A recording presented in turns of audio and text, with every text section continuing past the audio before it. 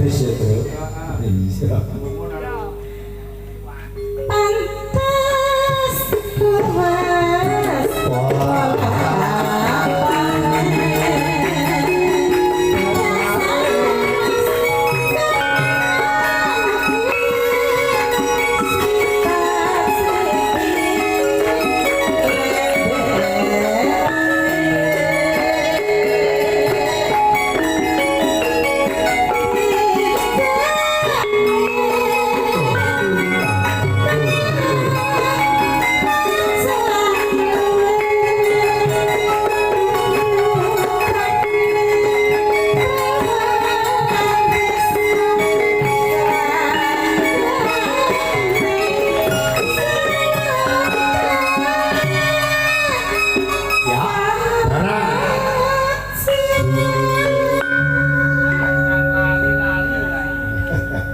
Iki bagi kenal iki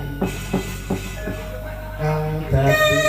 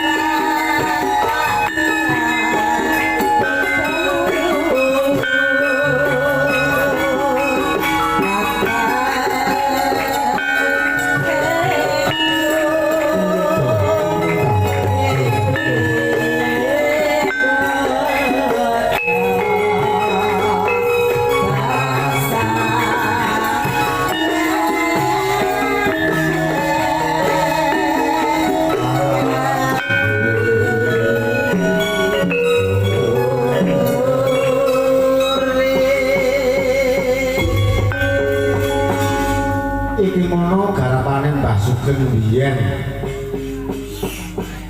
Neng mergo dalang kuwi jarang sing ngetokake jinemane iki dadi kaya kependem. Mulane matur nuwun karo Mas Budi sing gelem ngangkat tembang iki meneh ya.